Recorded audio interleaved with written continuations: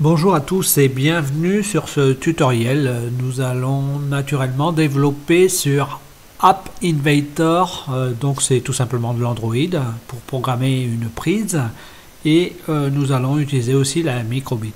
Tout ça en relation Bluetooth. Donc ça paraît compliqué comme ça, juste le fait de le dire, mais c'est tout à fait simple. Ce sont des programmes utilisés en programmation par Blanc. Alors, aujourd'hui, Alternative Ways, les habitats légers, vente et location, ont des retours à propos de leur fourgon solaire. Forcément, les stations puissantes avec onduleur 230 volts 3000 watts sont soi-disant impossibles. Naturellement, on m'a demandé si j'avais des intérêts financiers avec cette société. Alors je vous réponds non, mais comme il s'agit de la famille, Kevin sollicite de temps en temps, entre autres, mon expertise dans la stratégie solaire. Nous allons donc vous révéler celle-ci à travers un tutoriel App Inventor et Microbit. Donc pourquoi Kevin ne passe pas pour une personne sérieuse dans une offre fourgon 660 watts solaire avec un onduleur 3000 watts? Tout simplement parce qu'un onduleur va consommer environ 1000 watts sur 24 heures.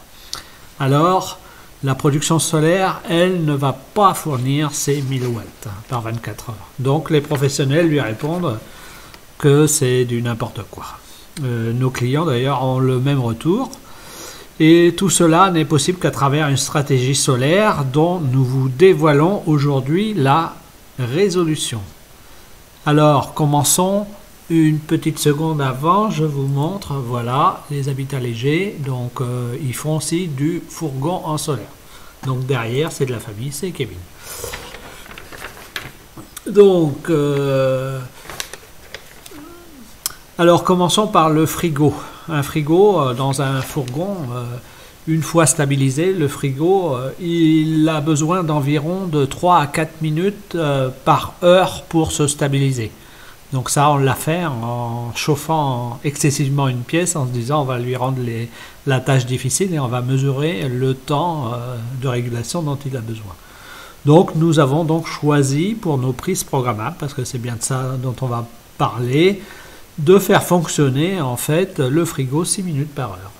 Et ça va suffire. Et c'est autour de cela qu'on va fabriquer notre fameuse prise. C'est-à-dire l'onduleur, lui, on va le mettre en veille et il sera réveillé par cette fameuse prise programmable tous les 6 minutes.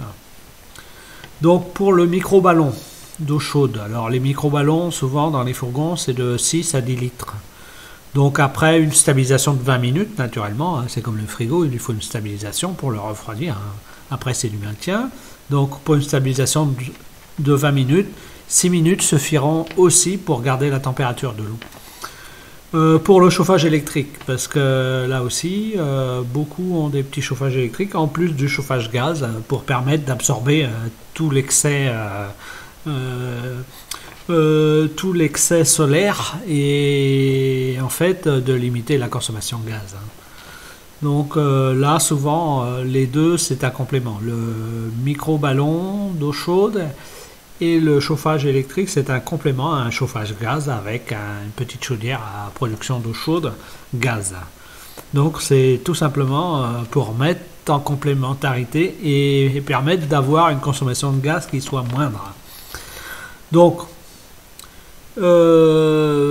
alors, précisons que ce micro-ballon permet de faire durer la recharge de gaz, d'accord, du chauffe-eau, ainsi que le chauffage électrique va atténuer la consommation de gaz, comme je viens de vous le dire. L'hiver, on a réussi à atteindre 3 semaines de gaz avec une petite bouteille de gaz en ayant le chauffage, chauffé à rein, le gaz, l'eau chaude, etc. Donc gaz plus solaire. 3 semaines la petite bouteille de gaz, donc c'est quand même intéressant. Là vous partez au sport d'hiver, c'est bon. Vous aurez donc compris, en activant notre onduleur 6 heures par minute, sauf bien sûr quand on a besoin de la cafetière, de la bouilloire, du micro-ondes, etc. Donc là on utilise, nous n'allons plus consommer que 100 watts pour 24 heures. Alors par habitude, c'est pas 100 watts, Nous, dans notre utilisation, c'est du 130 watts. Donc c'est pas mal, on atteint 130 watts jour, ce qui est une bonne économie. Donc voilà cette stratégie. Donc alors, comment va-t-on réaliser tout cela? On va créer sur une prise programmable, sur le frigo, on sert du frigo, cette prise qu'on va appeler domotique ou prise de réveil se déclenchera toutes les heures pendant 6 minutes. Elle contiendra aussi 3 boutons. Un bouton pour un réveil de l'onduleur pour 1 heure, que l'on peut bien sûr arrêter. Un réveil pour 3 heures. Et imaginez, 3 heures, vous avez besoin de charger votre micro, vous appuyez sur le bouton, vous avez 3 heures pour charger votre ordinateur. 1 heure, alors je les conseille pour le téléphone, parce que le téléphone, nous on met ce qu'il faut directement sur la batterie pour pouvoir charger 2 téléphones. Donc, mais vous pouvez avoir autre chose à charger qui soit pas dans les normes. Et donc vous avez 1 heure, 3 heures ou le on-off. Vous réveillez, voilà, et tant que vous n'avez pas appuyé sur le bouton poussoir, l'onduleur ne passe pas en veille, parce que c'est lui donner aussi l'accès à plusieurs modes d'une simplicité exemplaire. Alors cela se réalisera avec un microbit, alors 12 €, un opto-relais 1,50 €, une horloge 2,20 €, on a besoin d'une horloge, d'avoir l'heure, une lime à découpage de 2,10 € et d'une batterie lithium 3,7 10 ampères heure à 2,10 €. La batterie est nécessaire pour faire fonctionner la prise, forcément. C'est de la surprise en fait, surprise en 2 mots. Donc il va s'emboîter sur la prise. Elle ne sera pas alimentée par l'onduleur, donc notre fameuse prise n'y sera pas non plus. Donc il est indispensable d'avoir un petit accumulateur. Donc là on a un accumulateur de 370 watts, on est tranquille, on ne risque pas de manquer. Donc la batterie étant nécessaire, voilà, pour faire le coût total environ 20 €. Alors l'onduleur en mode veille ne consomme en fait que 2 à 3 watts. C'est quasiment nul. Un onduleur, si vous le mettez active le mode veille, ne consommera que 2 à 3 watts. Alors pourquoi ne pas utiliser que le mode veille? Non, parce qu'en fait compte, on s'aperçoit que le fait de ne pas le réveiller avec un système puissant, on peut quelquefois avoir besoin du secteur et on veut mettre une petite lampe d'appoint, un petit truc, et ça ne consomme pas assez, il ne se déclenche pas. Donc nous on a prévu nos 3 boutons pour ça. Quand on mettra une cafetière, naturellement, ça va se déclencher, c'est clair. Donc voilà, je vous rappelle que Alternative Waze, sa pompe à eau, l'extracteur d'air sont directement reliés à la batterie, le chargeur de téléphone aussi.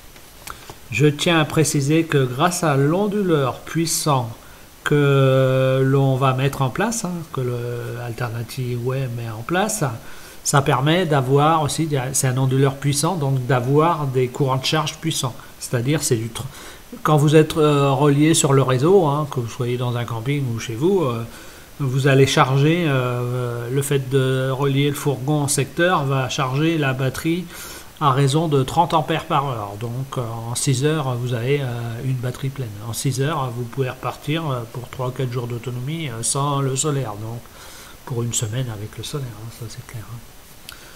Donc voilà, voilà sur quoi nous allons travailler. Et Kevin disait non, je ne veux pas révéler l'art et la manière dont il travaille pour pouvoir mettre des onduleurs aussi puissants. Et ben voilà, il préfère le révéler plutôt que qu'on lui dise que ce n'est pas possible. Donc nous allons en profiter justement pour faire un tuto de cette fameuse prise que naturellement j'ai réalisé avec Kevin. Voilà. Voilà, donc je suis posé sur mon projet. Moi, mon projet, je l'ai appelé Stratégie Fourgon. Donc voilà, vous allez aller dans Nouveau projet, My Projet, non, Start New Projet, excusez-moi, et vous allez mettre le nom qui vous intéresse, soit prise programmable, domotique solaire, stratégie fourgon, camping-car, etc. C'est vous qui voyez. Donc voilà, alors voilà à quoi ressemble notre panneau. Donc on va un peu éclairer tout ça. Donc quand on commence un nouveau projet, on a un en-tête là qui n'a pas forcément, là il y a marqué Alternative Ways, les habitats légers, domotique version 1.0. Mais là vous avez tout simplement, quand vous mettez dessus, vous allez voir screen et vous allez avoir screen. Donc forcément nous avons changé le screen par le nom et voilà, et c'est tout simplement title, le titre que vous allez mettre dedans. Alors celui-là on peut pas s'en passer, c'est comme ça, le système est fait comme ça. Ensuite vous allez devoir quand même, parce que ce module là Bluetooth, il faut aller l'importer. Alors l'importer avec un choix de fichier. Alors pour l'importer, je vous montre, je l'ai dans mon copier-coller. Voilà, il y a tout un lien à aller télécharger. Je vais vous le montrer sur la feuille tout à l'heure, ça va être plus simple. Et vous allez télécharger le zip, vous allez le décompresser et vous allez l'importer à partir du logiciel. Voilà. Alors je vous laisse le temps de regarder. Le voilà, le temps de regarder tout ça. Voilà, vous avez noté, vous faites une pause et nous c'est reparti. Donc on va vous montrer tout ça. Donc c'est parti. Donc je ferme ici. Alors première chose, vous avez naturellement, il faut que vous synchronisiez votre téléphone. Donc votre PC portable ou fixe, vous le mettez pour simplifier la vie en Wi-Fi. Sinon c'est légèrement plus compliqué, vous ne posez pas de questions, vous allez en Wi-Fi. Ensuite vous allez mettre dans Connect, vous allez faire un reset de la connexion. Et après vous allez cliquer sur AI Compagnon. Et quand vous cliquez sur AI Compagnon, il vous sort un QR code. Sur votre téléphone, vous allez installer l'application App Inventor. Ensuite, vous allez la lancer et vous allez faire la lecture du QR code ici. Et votre appareil, votre téléphone sera lié et vous pourrez cliquer sur votre téléphone. Voilà. Donc nous, cancel. Et en fait, compte, ce n'est pas ici que je peux cliquer, mais sur mon téléphone. Voilà.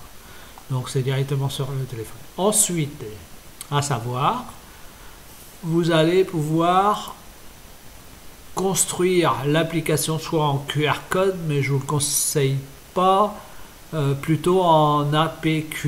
APK, ça permet de transmettre le fichier à n'importe qui et ces personnes vont cliquer sur ce lien et l'application Android va s'installer. QR code c'est bien, mais c'est que provisoire. Donc vous allez envoyer le QR code, ok, mais il faut que la personne l'enregistre rapidement, quoi, parce que ça va durer 2 ou 3 jours. Après, ça va être effacé. Donc vous allez devoir régénérer encore un QR code pour relancer si on vous le redemande. Donc à vous de choisir, hein, si vous voulez juste que la personne l'installe et que ce soit terminé, qu'il n'y ait qu'une seule installation, vous envoyez, il n'y a pas de souci avec un QR code. Donc là par exemple, on va le faire ensemble. On génère le QR code, alors ça prend un peu de temps. Et là, il est en train de travailler, tout mettre en œuvre. Ça met du temps, je l'avais dit. Donc, de toute façon, je crois qu'on le fera en 2 tutos, hein, c'est normal, hein, c'est quand même reçu, il faut prendre le temps de faire les choses, c'est simple, il n'y a pas de difficulté, mais bon, ça prend du temps. Voilà, il met du temps.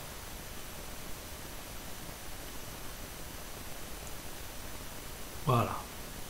Donc, voilà, il a fabriqué son QR code, si je valide, je transmets ce QR code, là, pendant quelques jours, il sera valide. Sinon, c'est le fichier qu'il faut transférer. Donc, voilà. Donc, je vous le laisse un petit peu, si vous voulez scanner. Voilà. Donc, on y va. Donc, On a commencé par ce qui existe en gris, c'est déjà là, hein. Quand vous faites nouveau, vous arrivez, vous avez quelque chose qui va s'appeler screen et qui s'appelle screen. Alors vous mettez le titre que vous voulez dedans. Et naturellement, si vous voulez du texte en blanc, etc., c'est vous qui allez choisir. Ensuite, donc on va regarder un petit peu pour créer tout ça, hein. User interface et juste dessous les calques. Donc vous faites glisser horizontal arrangement ici. Ça va vous donner tout le rectangle qui va contenir les boutons. Donc on va le voir. Moi il est glissé, hein, vous le faites glisser. Alors voyons ce qui est à définir. Donc je lui ai dit que la largeur, voilà la largeur, je prenais fil parent. Les parents c'est ça, le parent. Donc il va prendre cette largeur là. Donc c'est ce qu'il nous faut. Bon, on voit bien que c'est moins parce que le téléphone c'est comme ça, mais voilà, il se calque à la plus grande largeur possible par an. Par an, c'était le screen. Donc souvent on va faire ça. Après, voilà, là rien de spécial. Si, on peut lui changer son nom, un rename. Moi je le laisse parce que il n'y a pas d'intérêt tellement à changer le nom. Enfin, vous pouvez. Hein. Et après, vous allez aller dans User Interface et vous allez faire glisser 4 boutons. 2, 3, 4. Et chaque bouton, donc on prend le premier, vous déterminez sa couleur. Moi je lui ai demandé de mettre du texte gras. Je lui ai dit que je voulais qu'il affiche le texte scan. Donc il l'affiche bien, hein, on regarde, scan, donc ça c'est bon. Voilà, et je lui ai donné comme nom, donc B comme bouton scan. Voilà, pour moi c'est parlant, je saurais où le trouver. Et je lui ai donné en largeur aussi fil parent. Voilà. Et là c'était important parce que comment dire, si je mets 4 boutons, voilà, ils vont se répartir en fonction du parent. Et ça, c'est intéressant. Donc stop scan, même truc, hein, on l'a appelé stop scan. Le nom du bouton c'est B stop scan. Voilà, c'est pour qu'on s'en rappelle. On a choisi du gras, on a choisi une couleur de fond, hein, background color, hein, couleur de fond, là voilà. Et on a fait ça sur les 4 boutons. Scan, stop scan, connect, exit. Donc, ici, là, ces 4 boutons, on en a besoin.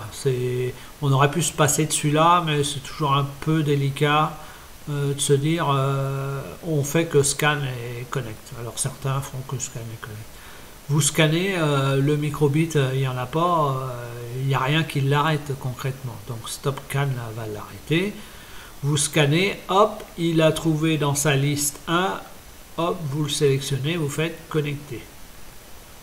Et naturellement, si vous êtes connecté, il s'arrête automatiquement de scanner, naturellement, puisque vous l'avez choisi dans la liste. Et exit pour désactiver la connexion Bluetooth. Voilà.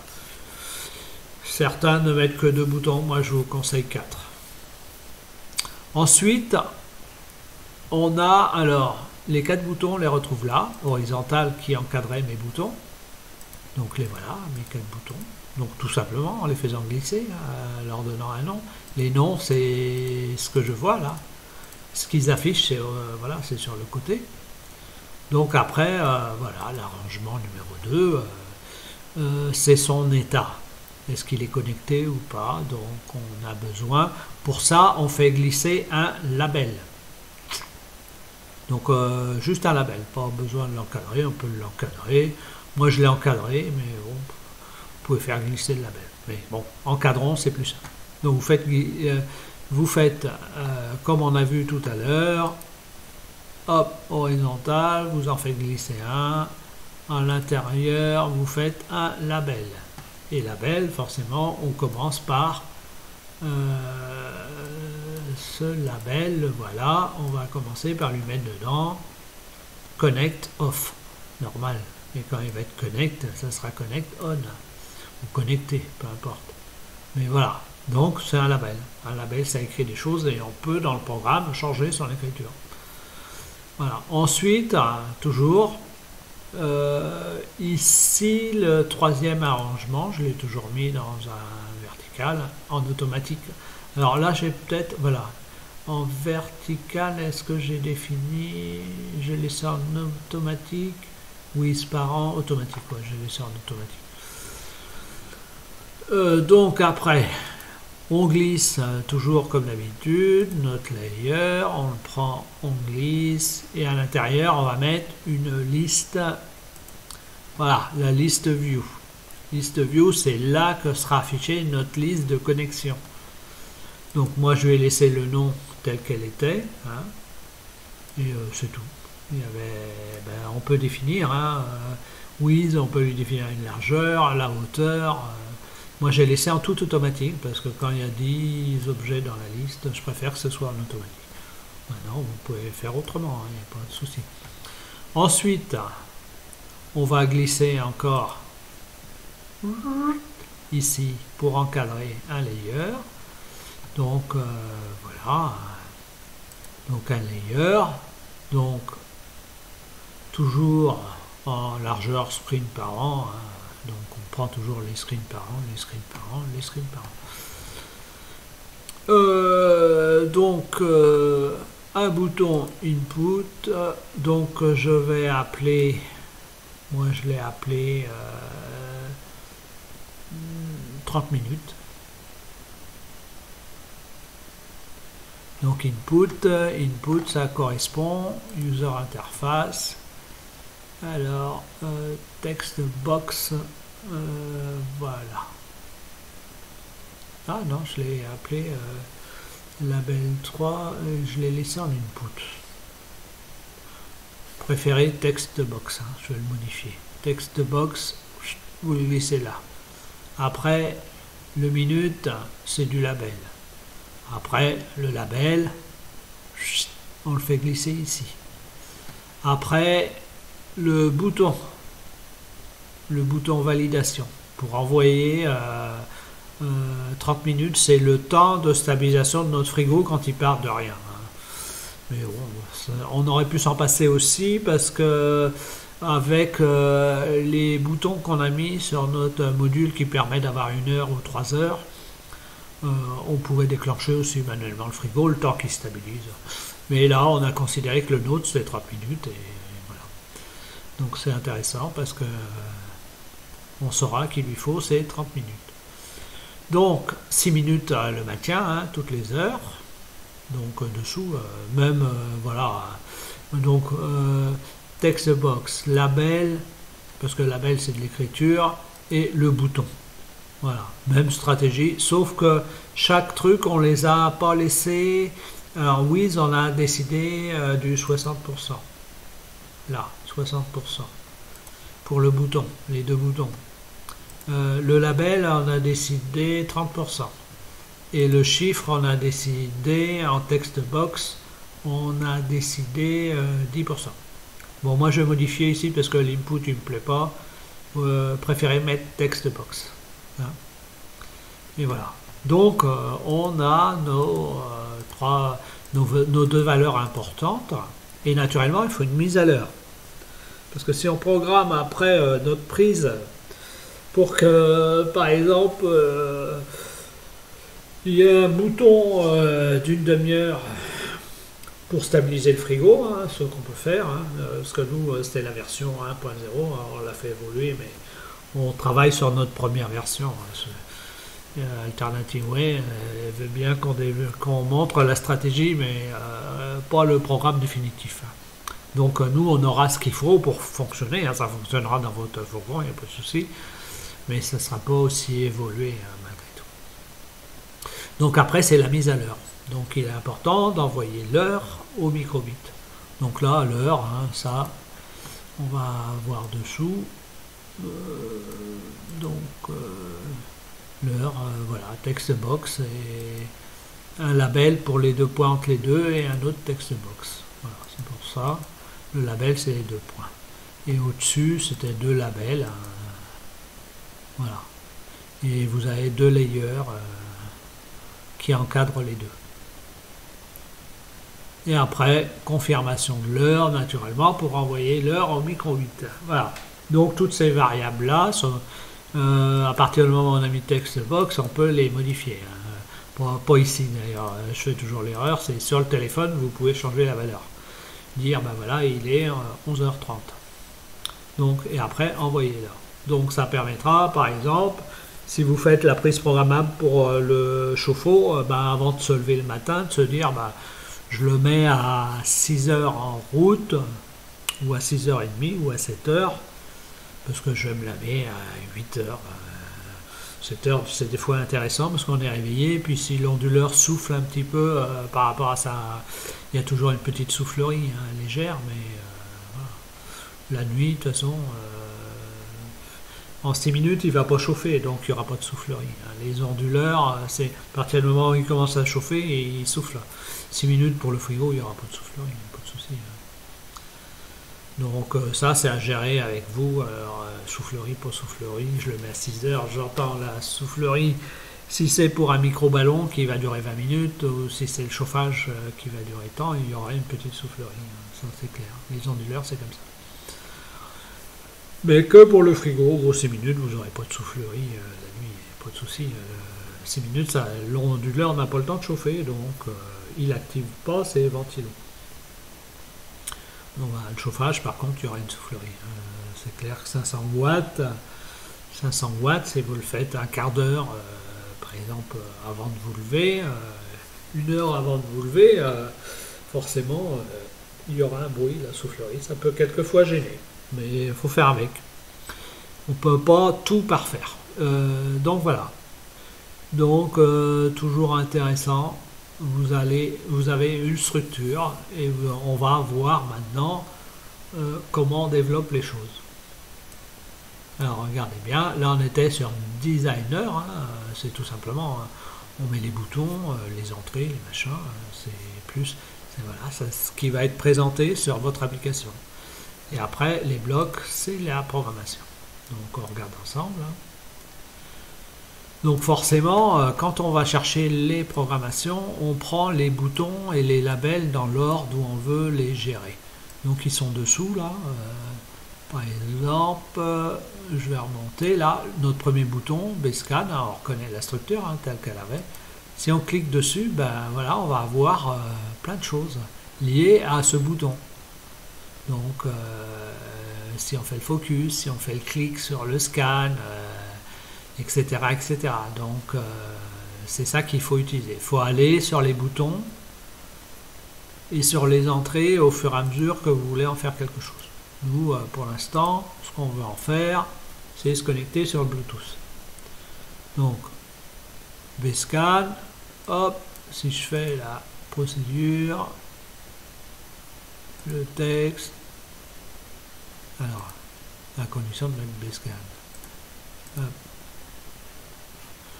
Donc nous, allez, on y va. Donc quand BSCAN est cliqué, faire, cette fonction là, bloc, vous la connaissez en programmation. Alors call Bluetooth, alors elle s'appelle LE1, Start Scanning. Donc ça veut bien dire ce que vous allez le trouver dans les menus. Ça veut bien dire qu'il va scanner. Quand vous cliquez sur le bouton, il va scanner. C'est tout fait, la programmation est dedans. Il n'y a rien à faire. Donc mettre le label texte à scanning. Vous vous rappelez, il y avait un label, je vais vous montrer, le là, ça va mettre scanning. Donc le temps qu'il fasse son boulot. Et naturellement, mettre la liste valide avec true. Donc vous insérez. 7 vous allez le trouver dans les trucs verts et true vous allez le trouver là, vous faites glisser, c'est pareil, c'est le même principe. Donc voilà, ça c'est pour avoir dans la liste. Alors on a le stop scan, donc quand il est cliqué lui, donc tout simplement appeler le Bluetooth stop advertising, voilà, l'arrêt. Donc il y a juste à glisser, hein, et mettre le label texte, hein, toujours le label texte, to stop scanning. Ça c'est si on arrête le scan. C'est-à-dire il a tourné, il trouve rien, bon faut arrêter, quoi. Autrement, donc quand le Bluetooth est trouvé, voilà, set list view élément to Bluetooth 1 device list. Voilà, quand il a trouvé quelque chose, il va le mettre dans la liste. Donc vous notez ça, et vous allez voir, vous allez les retrouver à glisser. Ben, c'est toujours comme ça, toujours ces procédures-là. Il n'y en a pas de sorte, hein, c'est du préprogrammé. Donc le nom du Bluetooth, le voilà. Donc on a fait, on a mis les éléments dans la liste du Bluetooth. Voilà. Et après, Bconnect, quand on clique sur Bconnect, hein, c'est-à-dire on a sélectionné dans la liste le bouton et on fait Bconnect. Donc là, c'est Call Bluetooth Connect, Index, List View, Sélection Index. Sélection Index, c'est ce qu'on a sélectionné dans la liste. Donc mettre dans le texte, hein, label 1 texte, Connecting. Donc là, il va passer à Connecting. Donc voilà, tout simplement. Et quand le Bluetooth est connecté, mettre le texte à connecter, donc ça OK. Si on met Bexit, le bouton, hein, si on clique dessus, Call Bluetooth, disconnect, hein, tout simplement. Donc ça, à chaque fois, vous allez trouver ça dans les menus. Hein. Vous avez les couleurs, donc il n'y a pas de difficulté, hein, il y a du glisser, voilà. Et on met à la fin, dans le texte, déconnecté. Hein. Dans le texte, on met déconnecté. Voilà. Donc ça, pour l'instant, ça fonctionne très bien. Ça sera une base pour tout. On verra les variables après. On va passer à la microbit quand même, parce que bien sûr, il faut le tester avec la microbit. Alors, nous voilà sur MakeCode pour la partie microbit. Alors, c'est sûr, j'en avais fait les premiers tutos sur VitaScience, mais c'est le même principe, il n'y a pas de souci. Par contre, je tiens à préciser quelque chose. Vous allez devoir aller dans l'extension là. Enlever le Bluetooth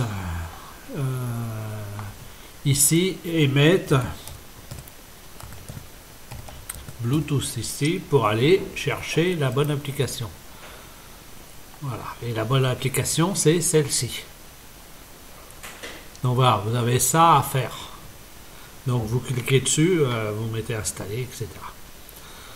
Donc voilà, on va revenir. Donc au démarrage, montrer, hop, avec les petites LED. Hein. Ensuite, en cas de connexion Bluetooth, alors vous allez trouver ça dans les Bluetooth. Hein. Montrer l'icône carrée, ben, ça veut dire qu'on est connecté. Et en cas de déconnexion Bluetooth, hop, la petite croix pour dire qu'on est déconnecté. Voilà, ça s'arrête là pour l'instant. Et ça suffit pour aller tester notre système. Donc vous allez lancer scan et vérifier qu'il y a bien une connexion entre les deux. Et vous allez voir apparaître le petit carré, voilà, et vous allez mettre connecté. Donc c'est assez simple, il n'y a pas de difficulté pour l'instant. Et après, on va voir comment on fait passer les variables. Alors naturellement, je vous ai dit qu'il était possible d'avoir des choses beaucoup plus affinées. Hein. Nous, par exemple, on a choisi de tester le niveau, on a mis une variable supplémentaire de décharge de la batterie. C'est-à-dire au-delà de 50% par exemple de décharge de la batterie que le chauffage se coupe. Au-delà de 70% de la batterie que le chauffe-eau se coupe. Au-delà de 80, je crois qu'on a mis 85%, mais ça, bon, on peut les faire varier, de la batterie coupée de frigo. Voilà, il ne restera plus que la lumière pour finir la batterie. Donc voilà les stratégies et la manière de les faire. Donc ça soit pour du fourgon ou au sol. C'est toujours intéressant d'avoir une petite stratégie. Donc nous ferons passer les variables la prochaine fois, mais pour l'instant, le tutoriel est déjà assez important et va vous permettre de faire les premières manips et de vous sentir à l'aise. Alors un petit pouce pour m'encourager et je vous dis à la prochaine.